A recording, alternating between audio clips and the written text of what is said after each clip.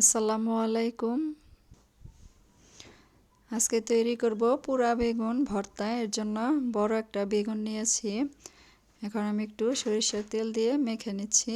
এটা না দিলেও হবে, তেল দেওয়া ছাড়াও পুরা দিয়ে নিতে পারবেন।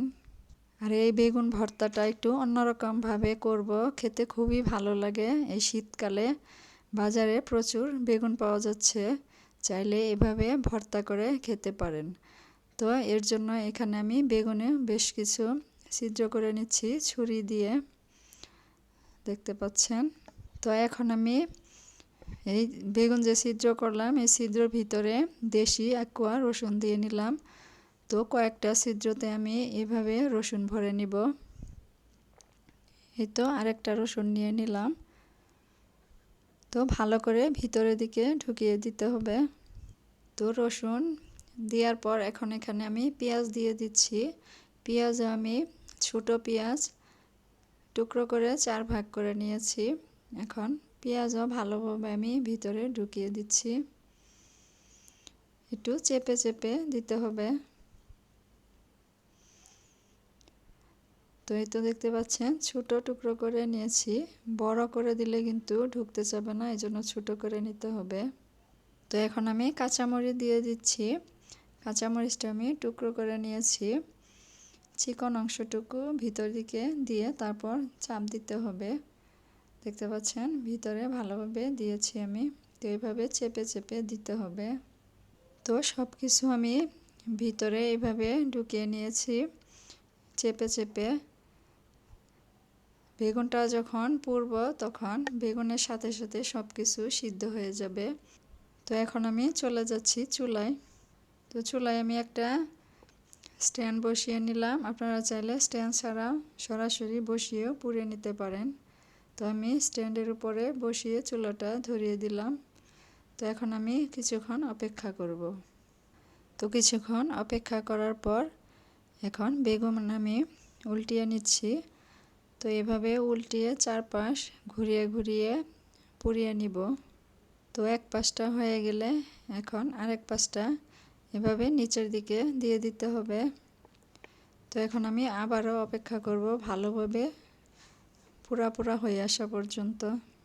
তো দেখতে পাচ্ছেন বেগুন আমি ভালোভাবে পুড়িয়ে নিয়েছি। চারদিক ভালোভাবে পোড়া হয়েছে। তো এখন আমি চুলাটা অফ করে নামিয়ে নিব। তো এখন বেগুন আমি ছিলিয়ে নিব। এর জন্য একটা বাটিতে আমি পানি নিয়েছি। একটু পর পর পানিতে হাতটা চুবিয়ে নিব আর এভাবে ছিলিয়ে নিব।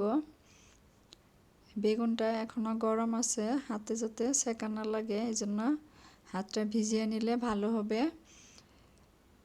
আর হাতে যে বেগুনের পুরা ময়লাগুলো লাগবে ওগুলো আর বেগুনে লাগবে না।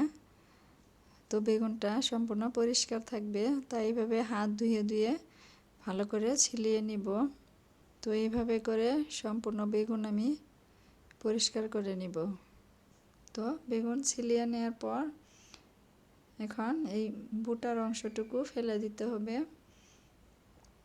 তো অনেকটা গরম, হাত দিয়ে ধরা যাচ্ছে না, তাই আমি ছুরি দিয়ে কেটে নিচ্ছি। দেখতে পাচ্ছেন সব কিছু ভালোভাবে সিদ্ধ হয়েছে।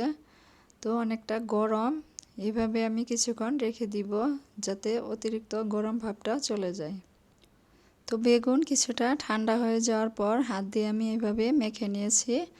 আর এখানে যে পেঁয়াজ রসুন মরিচ দিয়েছিলাম ওগুলো ভালো করে একটু গলিয়ে নিচ্ছি। তো ভালো করে গলিয়ে নিয়ে ভর্তার মতো করে নিব। এই বেগুন ভর্তাটা খেতে অন্যরকম স্বাদ হয়। এভাবে বাসায় একবার বানিয়ে খেয়ে দেখবেন, অনেক ভালো লাগবে। তো এই তো দেখতে পাচ্ছেন ভালো করে আমি মেখে নিয়েছি।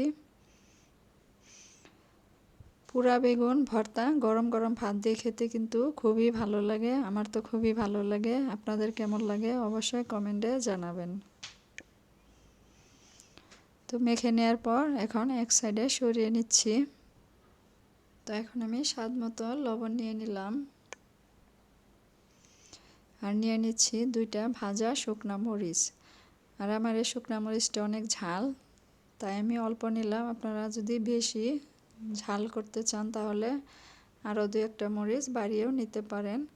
আর সিদ্ধ করার সময় বেগুনের ভিতরে কাঁচামরিচ দিয়েছিলাম, এজন্য অল্প নিলাম। আপনারা চাইলে ঝালটা কম বেশি করে নিতে পারেন। তো মরিচ ভালো করে মেখে নিয়েছি। তো এখন দিয়ে দিচ্ছি পেঁয়াজ কুচি। পেঁয়াজ কুচি দিয়ে ভালো করে এখন মেখে নিব, পেঁয়াজের ভেতর থেকে রসটা যাতে বের হয়। তো পেঁয়াজ মেখে নেওয়ার পর এখন এখানে আমি একটু ধনেপাতা কুচি নিয়ে নিচ্ছি। এতে করে ধনেপাতার সুন্দর ফ্লেভার পাওয়া যাবে, খেতে ভালো লাগবে। আবার যদি দিতে না, তো ভালো করে মেখে নিয়েছি ধনেপাতা। তো এখন এখানে আমি একটু সরিষার তেল দিয়ে নিব। সরিষার তেল দিয়ে এখন আবারও ভালো করে আমি মেখে নিব। ভালো করে মেখে নিলেই মজাদার পোড়া বেগুন ভর্তা রেডি হয়ে যাবে। এটা গরম গরম ভাত দিয়ে খেতে কী যে মজা! বাসায় একবার হলে এভাবে বানিয়ে খেয়ে দেখবেন। আমার কাছে তো খুবই ভালো লাগে। তো আমার রেসিপি যদি ভালো লেগে থাকে প্লিজ লাইক, শেয়ার, কমেন্ট করে চ্যানেলটি সাবস্ক্রাইব করে পাশে থাকার অনুরোধ রইল। এই তো দেখতে পাচ্ছেন ভালো করে আমি মেখে নিয়েছি। এখন গরম গরম ভাত দিয়ে খেয়ে নেওয়ার পালা। আজকের মতো বিদায় নিচ্ছি। আল্লাহ হাফেজ।